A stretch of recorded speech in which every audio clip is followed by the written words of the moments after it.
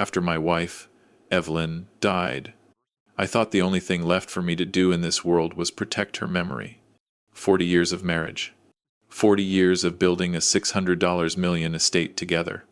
And not once did I imagine the first person to betray me would be the woman who married my son. 1 week after Evelyn's funeral, my daughter-in-law, Vanessa, came over with flowers and a soft voice. But her eyes were calculating. She waited until dinner, then slid a folder across the table and said, "You shouldn't manage money in your emotional condition. Evelyn would want me to take over." Inside that folder was a new will, notarized, stamped, and already signed. By M.E. Except I never signed a thing. My entire $600 million estate, transferred to her. My son cut out completely. Before I tell you what happened next, tell me in the comments, where are you watching this video from? And if you believe greed destroys families, like this video and subscribe. Because what my lawyer found next almost got Vanessa arrested. I kept staring at that forged will long after Vanessa left. The house was too quiet, too empty.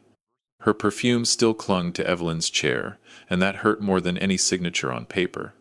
I poured myself a glass of water, but my hands were shaking too badly to drink it. I sat down and read the new will 6 more times, searching for some mistake, something that proved it wasn't real. But everything about it looked official. The stamps, the witness signatures, the notary seal, all perfect. Except my signature. I know my hand. I've been signing contracts for 40 years. But the one on that page? It wasn't mine. It was someone imitating me. Someone confident enough to forge the name of a grieving man. And that told me everything. This wasn't an accident. This wasn't a misunderstanding. This was a planned takeover. I grabbed the will, took a photo, and sent it to the one person Evelyn trusted more than anyone after me. Martin Hale, my lawyer, for 25 years. He called within seconds. "Robert, who gave you this?" he demanded. "Vanessa," I whispered. "She said Evelyn would want her to manage the estate." He swore under his breath. "Don't move. I'm coming over right now." Within 35 minutes, Martin was at my door. He didn't even sit. He went straight to the table and spread the pages out like evidence from a crime scene. He studied the signature first. "Not yours," he said instantly. "Not even close. Whoever forged this doesn't understand line pressure or stroke memory." Then he touched the notary stamp. "This is fake too. The stamp number belongs to a retired notary who moved to Florida last year." I felt a cold wave run through me. "So she wants to take everything?" I whispered. "Everything," he said. "Your home, your businesses, your savings. This isn't managing your estate. This is a hostile takeover." I sank into a chair. Martin looked at me with real concern. "Robert, did Vanessa ever have access to your personal documents?" I thought back. The funeral. The chaos. The endless condolences. Everyone coming and going through the house. "Yes," I said slowly. "She was here for 3 days after Evelyn passed. She said she wanted to help organize paperwork." Martin nodded grimly. "That was her opportunity. She probably took pictures of your signature, old contracts, old trust papers. It's a classic manipulation pattern." "But my son," I whispered. "What about Andrew?" Martin sighed. "That's the worst part. I think she's been using him too. If he finds out she forged your signature, his marriage will fall apart. She knows that. She's gambling on him, protecting her, instead of the truth." I closed my eyes. For a moment, all I could hear was Evelyn's voice in my memory, soft and warm. "Your son will always need you, even when he doesn't know it." Martin snapped me out of it. "We need to act immediately. First step, secure your real will. Do you know where it is?" "In the safe," I said. "Upstairs." We went together. I opened the code. Inside were Evelyn's letters, our marriage certificate, and our genuine will. Martin compared signatures. "Completely different," he said. "This new one is fraud, high-level fraud." He placed both wills side by side and took clear, high-resolution photos. "This is more than forgery, Robert. This is estate fraud. That's a criminal offense." I swallowed hard. "I don't want to destroy her life, Martin." Martin turned slowly toward me. She tried to destroy yours. The words hit me like a punch. She came into your home a week after Evelyn died, looked you in the eye, and handed you a document designed to erase you from your own estate. I sat down on the edge of the bed. I don't want revenge, I whispered. I want the truth. Martin nodded. You'll have it, and so will the court. The next morning, my son Andrew came by. He knocked once and walked in with the same soft concern he'd had since the funeral. Dad, Vanessa told me you two had a misunderstanding. I looked at him carefully. Did she tell you she brought me a new will? I asked. She said she showed you a draft, he replied, to help you manage things. It wasn't a draft, I said quietly. It was a complete will, with my signature forged. Andrew froze. What? She tried to claim the entire estate, everything your mother and I built, without leaving a penny for you. He shook his head. No, Dad, Vanessa wouldn't do that. She loves you. Then why did she bring a forged document? He didn't answer. He couldn't. Finally, he whispered, Maybe she was confused. Maybe the notary messed up. Maybe. Stop, I said gently. This is bigger than confusion. He sat down, burying his face in his hands. I don't know who to believe, he said. Believe the truth, I whispered. Not me, not her. The truth. He lifted his head slowly. What do you want me to do? I handed him a glass of water. Just listen, I said softly. There are things you need to know about your wife. He didn't speak. He didn't run. He waited. And that told me his heart was breaking long before I even began to explain. Andrew sat there, gripping the glass so tightly I thought it might break. His breathing grew uneven, and for the first time since Evelyn's funeral, he looked like the boy I raised, not the man shielded behind Vanessa's voice. Dad, why would she do something like that? He whispered. I didn't answer immediately. Because the truth wasn't simple. It wasn't just greed. It wasn't just manipulation. Sometimes people like Vanessa don't want money. They want control. I stood up and placed the forged will on the coffee table. Your lawyer, Martin, will explain everything to you later, I said. But this isn't confusion. This is strategy. Andrew rubbed his forehead. I feel sick. I sat beside him. I know you love her, I said gently. But love shouldn't blind you. He didn't argue. He just nodded. And that scared me more than anger would have. 2 hours later, Martin called. Robert, he said, voice clipped. Come to my office. Immediately. Bring Andrew, if he's willing. Andrew overheard. He swallowed, then quietly said, I'm coming. We drove in silence. He stared out the window, like the world suddenly didn't fit him anymore. When we arrived, Martin didn't waste time. He had 3 files laid out on his desk, each marked with a bright red tag labeled Active Fraud Risk. Sit, he said sharply. Andrew and I both sat down. Martin opened the first file. Robert, he said, I traced the notary stamp on the forged will. It belongs to a retired notary who moved out of state 8 months ago. Andrew blinked. So, someone stole their stamp? Martin shook his head. Not someone, Vanessa. Andrew tensed. How can you possibly know that? Because, Martin cut in, the day before the notary moved, Vanessa visited her office and requested estate consultation papers. The notary kept visitor logs. He slid a photocopy across the table. Vanessa's signature was right there. Andrew's jaw tightened.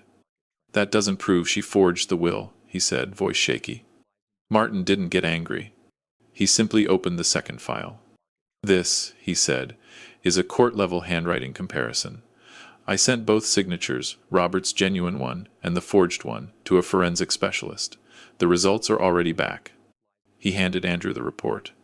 It was blunt. Probability of forgery, 100%. Match to known samples of Vanessa Hayes, high. Andrew's face drained of color. No, he whispered. She wouldn't. Martin leaned forward. Son, I'm sorry, but she did. Andrew dropped the paper. It can't be her. It can't. I placed a hand on his shoulder. Listen to me, I said softly. I know this hurts, but the truth doesn't care about pain. Andrew wiped his eyes. Dad, does she know you're investigating her? No, I said, and she won't, not until we're ready. Martin nodded. We're collecting evidence quietly. If she senses we're onto her, she'll run. Andrew swallowed hard. Run where? Anywhere, Martin said. Her family is rich. She has resources, networks. If she escapes with a fake will filed in court, it could take years to undo. Martin opened the third file. This, he said, is the part that truly worries me. Inside were bank statements, transactions, wire transfers, all connected to accounts Vanessa had opened secretly. Andrew stared at the numbers. What is this? Martin tapped the page. These accounts were opened 6 weeks before Evelyn passed. Vanessa deposited over $1.4 million into them. I froze. What? I whispered. Martin nodded. And none of that money is hers. She withdrew all of it from joint accounts she had with Andrew. Andrew's head snapped up. What joint accounts? I never approved anything like that. Martin sighed. She forged your signature, too. Andrew clutched his hair. Oh, God. Martin wasn't done. She transferred money abroad. She was preparing for something big, something sudden. It hit me then. Hard. Deep. She was waiting for Evelyn to die, I whispered. Andrew flinched like I'd stabbed him. Martin's tone softened. I'm afraid that's exactly what the timeline shows. Andrew looked at me, broken. Dad, I didn't know. I didn't know she was doing any of this. I pulled him into a hug, the kind I hadn't given him since he was a child. I know, son. I know. Martin cleared his throat. We need to talk about the next step. Andrew wiped his eyes. What do we do? Martin looked at both of us. We set a trap. Andrew paled. A trap? Yes, Martin said. We lure her in. Let her think the forged will is working. She'll get greedy. She'll push harder. That's when we catch her. I wasn't sure how I felt about deception. But I knew one thing. If we didn't act, Vanessa would destroy both my family and my wife's legacy. What's the plan? I asked quietly. Martin slid a sheet of paper toward me. A script. You're going to call her, he said, tonight. Tell her you're reconsidering her guidance. Tell her grief clouded your mind. Andrew's voice trembled. And what will that do? It'll make her trust you, Martin said. She'll let her guard down.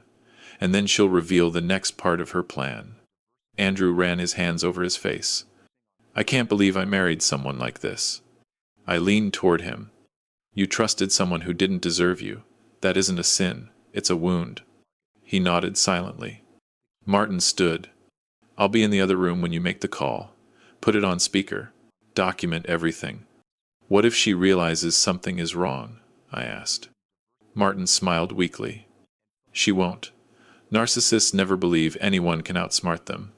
That night, after we returned home and the sky turned dark, I dialed Vanessa's number. Andrew sat beside me on the couch, hands trembling. Martin waited quietly in the corner, recording everything. Vanessa picked up after one ring. Robert, she said sweetly, is everything all right? Her voice was honey, but I could hear the venom underneath. I've been thinking, I said, steadying my breath. Maybe you're right. Maybe I do need help managing things. Beside me, Andrew stiffened. Martin nodded with approval. There was a short pause on the phone. Then Vanessa spoke. I'm glad you finally realized that. I was starting to worry I'd have to take stronger measures. Martin's eyes shot open. His pen froze midair. Andrew stared at me in horror. I tightened my grip on the phone. What stronger measures? I asked. Vanessa giggled lightly. Oh, Robert, you'll see soon enough. And then she hung up. Just like that. No explanation. No softness. Just a threat. The moment Vanessa hung up, the room froze. Martin lowered his pen slowly. Andrew stared at the phone like it was a bomb ticking down. I felt a heavy ache settle in my chest. The kind of ache that comes when betrayal stops being theory and becomes reality. Andrew finally whispered, Dad, what did she mean by stronger measures? I didn't answer. Because the truth was simple. I had no idea. But whatever she meant, it wasn't going to be good. Martin stood up abruptly, all business again. All right, he said. We need to move fast. That call confirms intent. She plans to escalate. Andrew swallowed. Escalate? How? Martin opened his briefcase and pulled out another file. I didn't want to show you this until we had verbal proof, but now we do. He placed a stack of printed messages on the table. These, he said, are emails Vanessa tried to delete from her cloud. A private investigator I hired recovered them. My lungs tightened. Emails to who? Martin slid the pages toward me. A name was at the top. Carson Legal Advisors, Estate Transition Division. Andrew squinted. What is that? Martin looked at him. It's a firm that specializes in asset removal. Not legally, quietly. They work with wealthy individuals who want to move someone out of the picture without legal battles. Andrew's face went white. You mean, like forcing someone into giving up everything? Martin nodded. And look at the dates. He pointed. 2 weeks before Evelyn died. I felt the world tilt for a second. 2 weeks before the funeral, I whispered. My hands shook as I read the email. My father-in-law is vulnerable. His wife's health is failing. Once she passes, I need immediate control of his estate. He will resist at first. I need guidance on stronger measures. Andrew covered his mouth. No, this can't be real. Martin continued, voice steady but heavy. It's real. And it gets worse. He flipped to the next page. This time, the message was from Carson Advisor's side. If emotional coercion doesn't work, physical incapacity is the next strategy. You mentioned he has high blood pressure. A stress event could expedite cooperation. My heart dropped. I felt cold. Sick. Andrew stood so abruptly his chair scraped the floor. Are they saying what I think they're saying? Martin nodded grimly. Yes, they're implying a medical emergency could be used to force Robert into signing. Andrew shook his head violently. No. She wouldn't hurt Dad. She wouldn't. Martin cut him off gently. She didn't need to hurt him physically. Just stress him. Panic him. Corner him. She knew grief weakens people. I looked down at my hands. Maybe that was why she came only 7 days after Evelyn died. Maybe that was why she tried to get me emotional at dinner. Maybe she hoped the shock of the forged will would send me to a hospital, leaving her in control. Andrew suddenly sat down again, face buried in his hands. How did I not see this? He whispered. How did I marry someone capable of this? I put a hand on his back. Because you trusted her, I said quietly, and trust is not a weakness. But betrayal is. Martin continued sorting through documents. We need police involved, he said. But not yet. Right now she doesn't know we're aware. That gives us advantage. And what about her threat? I asked. What stronger measures could she take now?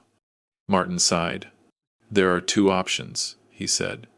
Either she tries to accelerate the paperwork illegally, or she tries to create another crisis. Andrew lifted his head slowly. Crisis? Like what? Martin hesitated. A wellness check, a competency report. She could call authorities claiming you're unfit to manage your affairs. Andrew shook his head. She wouldn't. She absolutely would, Martin said firmly. And if she gets you declared mentally or physically incompetent, the court hands your estate to the next of kin. I felt my stomach twist. And that would be Vanessa, I whispered. Martin nodded. Andrew rubbed his face hard. So, what do we do now? Martin leaned forward. Now we flip the trap. He pulled out a small device. A GPS tracker. We put this on Vanessa's car tonight. If she visits any legal office, notary, or advisory group, we'll know instantly. Andrew blinked. That's legal? In cases of active estate fraud? Yes. Martin wasn't done. He placed 2 more items on the table. A voice recorder. And a temporary restraining order application. Tomorrow, he said, you will meet her in a public place. You'll act hesitant, confused, worried about finances. Make her think her plan is working. I didn't like the idea, but I nodded. And then? I asked. And then she'll talk. People like Vanessa can't resist the thrill of control. She'll reveal more. All you need to do is keep calm and let her speak. Andrew frowned. She won't fall for this. Martin smiled thinly. She already did. That night, long after Andrew went home to gather himself, and Martin left with the files, I sat alone in the living room. Evelyn's framed picture was on the mantel. She was smiling. Soft. Warm. A kindness Vanessa had never been able to imitate. I whispered to the photo, "I'm going to protect what's ours. I promise." Hours later, just past midnight, I got a message from Martin. Tracker attached. She hasn't left home yet. We'll monitor all night. I lay down eventually, but sleep didn't come easy. Every creak in the house, every shadow, every flicker of light made me think Vanessa was already planning her next move. And I had no idea what she would do when she realized her plan wasn't working. The next morning, at exactly 9:14 a.m., Martin texted me. "She's on the move." My pulse spiked. Where was she going? 5 minutes later, he sent the second message. Destination: Carson Legal Advisors. My hands went cold. My breath felt thin. Andrew called me immediately. "Dad," Martin told me. "She's going back to them. What do we do?" I stared at the screen. At the little map showing her car's moving dot. "We follow the plan," I said quietly, even though every part of me wanted to run. Hide. Disappear. Evelyn's voice echoed in my memory. "Stand up for what's right, even when it costs you." I straightened my shoulders. "It's time she learns," I whispered, "that she picked the wrong man to bury." When Martin texted that Vanessa had arrived at Carson Legal Advisors, I felt something inside me lock into place. Not fear. Not anger. A kind of cold clarity, the same feeling I had the day Evelyn and I signed our first business contract. Andrew and I drove to Martin's office. He was already standing outside, coat on, tablet in hand. "She's inside the building," Martin said. "Third floor. I'm tapping into the lobby feed." Inside his office, we gathered around the screen. The live security camera showed Carson's glass lobby, and there she was. Vanessa, perfectly dressed, perfectly calm, as if she wasn't trying to steal a dead woman's husband's entire estate. Andrew whispered, "I don't even recognize her." And he was right. The woman on the screen wasn't the one who laughed with us at Christmas, or hugged Evelyn at the hospital. This was someone else entirely. Something else. Vanessa met a sharply dressed man, Carson's senior advisor. They shook hands, spoke briefly, and walked deeper into the office. Martin turned to us. "We need to hear what she's planning. If she's moving to file forged documents today, we must intervene immediately." He tapped the screen. The audio feed switched on. At first, it was muffled. Then suddenly, crystal clear. Vanessa's voice filled the room. "I need the transfer completed before the end of the week." Andrew flinched. I felt my hands tighten into fists. The advisor asked, "Did your father-in-law sign the confirmation form?" Vanessa laughed. "He will. One way or another." Martin froze the screen. "Did you hear that?" he said sharply. "That's coercion. This is enough to take to court." But Andrew wasn't listening. His face was crumbling. "That's my wife," he whispered. "How could she?" I placed a hand on his shoulder. "Son, betrayal doesn't start the day you discover it. It starts the day you stop questioning it." He closed his eyes, fighting tears. Martin resumed playback. Vanessa continued speaking calmly, like the predator she was. "He's vulnerable. His wife just died. He won't fight if I push the right buttons." My stomach twisted. She wasn't just planning to steal. She was planning to destroy. The advisor asked, "The money you transferred earlier, was that from your husband's account?" "Yes," she replied smoothly. "He didn't need it." Andrew covered his face with both hands. "Oh, God." Martin stopped the recording again. "We now have proof of theft, financial manipulation, and coercion. This is a criminal case." I nodded slowly. but something didn't sit right. A feeling deep in my chest. Martin, I said quietly, look at her posture. She's too calm. He frowned. What do you mean? She's not afraid. She's not worried about being caught. She's planning something bigger, something final. Andrew's voice trembled. Dad, what are you saying? I looked at him. Vanessa isn't just trying to steal the estate. She's trying to remove me. Martin stiffened. Robert, are you suggesting? Not physically, I said. Legally, permanently. She wants me labeled incompetent. Andrew sat up sharply. The competency report. Yes, Martin said grimly. She's trying to force a medical evaluation, one that claims you're unfit to manage your own finances. I whispered. That's her stronger measure. Suddenly, Martin's phone buzzed. He glanced at the screen. It's the tracker. She's leaving the building. Andrew stood. What do we do? Martin's eyes hardened. We confront her, but in a controlled environment, where everything she says is recorded. Andrew frowned. Where?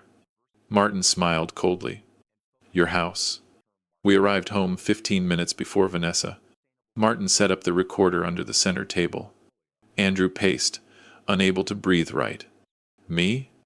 I felt strangely calm, like the eye of a storm. Then headlights swept across the window. Her car? Andrew froze. She's here. Martin put a hand on his shoulder. Let her talk. Don't accuse. Don't reveal we know anything. The more she says, the deeper she buries herself. I nodded. Vanessa walked in without knocking. Robert, she said sweetly, I'm glad you called last night. I think you made the right decision. You need guidance. Andrew stepped aside. He didn't hug her. He didn't greet her. She noticed. Is something wrong, sweetheart? She asked him. Andrew's jaw tightened. He forced a smile. No, just tired. She turned to me, smiling wide. Robert, darling, I have paperwork for you. You don't need to read it, just sign. We'll take care of everything. There it was. Her final move. The one she thought would end me. I sat down slowly. What is it? I asked. She slid a form onto the table. It's a competency waiver, she said softly. Just temporary. It allows me to manage the estate until you recover emotionally. Martin stepped further into the shadows. Recording everything. I touched the paper gently. So, this gives you full control of all assets? Yes, she whispered, eyes shining. And once everything is in my name, I'll make sure you're comfortable. Martin raised an eyebrow. Andrew swallowed. I continued. And my son? Where does he fit in? She didn't even hesitate. He'll be fine, she said casually. He doesn't need money. Andrew's face fell. Vanessa leaned closer to me. Robert, you have no idea how hard it is for Andrew to handle finances. You've coddled him. It's time someone competent stepped in. Andrew stiffened. So did I. And what if I refuse? I asked. Her smile vanished. Immediately, she leaned back, folding her arms. Then I file a wellness complaint, she said coldly. I'll tell the court you're unstable from grief, that you're at risk. They will appoint me, automatically. Andrew shook his head. Vanessa, how can you say that? She snapped at him. Don't be naive. We need control. It's good for all of us. Then she turned to me again. So, Robert, are you going to sign like a good father-in-law? Or do we need to do this the hard way? Martin stepped out of the corner. We'll take option 3. Vanessa's face drained of color. Martin, what are you doing here? He held up the recorder. Listening, he said. To every illegal word you just confessed. Vanessa stood abruptly. This is entrapment. No, Martin replied calmly. This is evidence. Andrew faced her, voice breaking. You tried to steal from my father, from my mother, from me. Vanessa's expression twisted. You useless, naive boy. I married you for access. That's it. Andrew took a step back like he'd been struck. I stood slowly. Vanessa, I said quietly, your game is over. Martin placed the files on the table. Financial theft, forgery, coercion, fraud, manipulation. attempted incapacitation, and now, self-incriminating verbal evidence. Vanessa looked around wildly, like a trapped animal. "You can't do this," she whispered. "You did it," Martin replied. "We just documented it." Vanessa backed toward the door. But Martin blocked it. "You're not leaving," he said. "Not until police arrive." Her face hardened. "This isn't over," she hissed. "Yes," I said softly. "It is."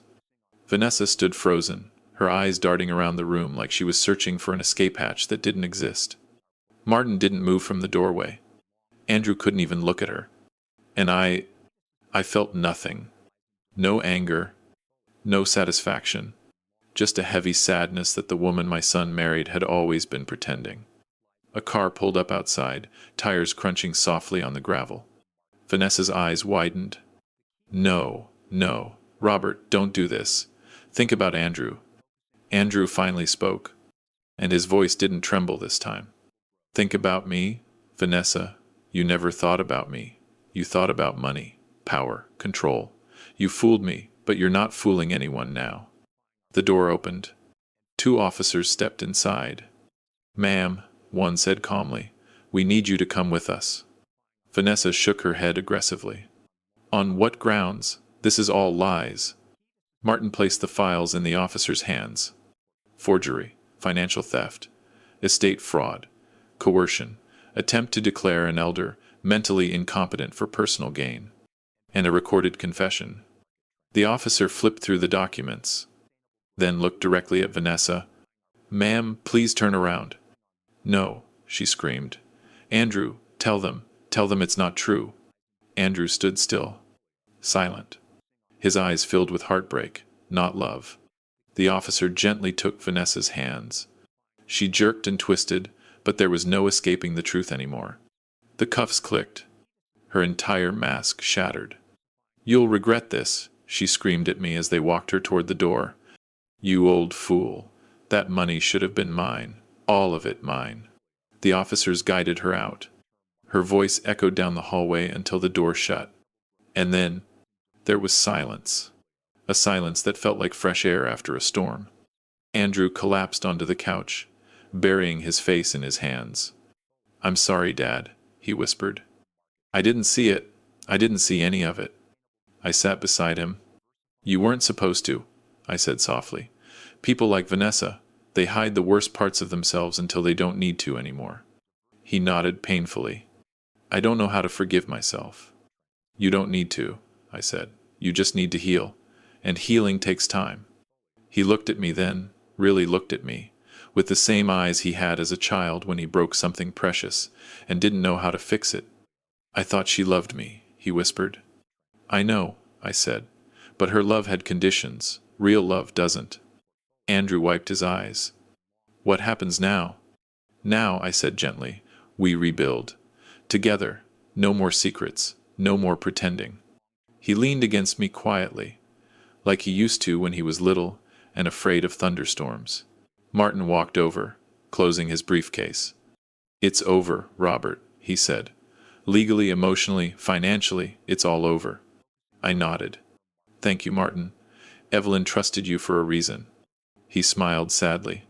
"She'd be proud of how you handled this." I looked up at the ceiling, imagining Evelyn's face, her calm smile. I hope so. That night, after Andrew left to stay with a friend, I sat alone in the living room. The house was quiet, still, but for the first time since Evelyn died, it didn't feel empty. I whispered softly into the silence. "We stopped her, love. Your legacy is safe." Then I turned off the lights, walked upstairs, and let myself breathe again. Because finally, we were free. Did you like my story? Tell me in the comments where you're watching from. Don't forget to like the video and subscribe. More life stories are waiting for you.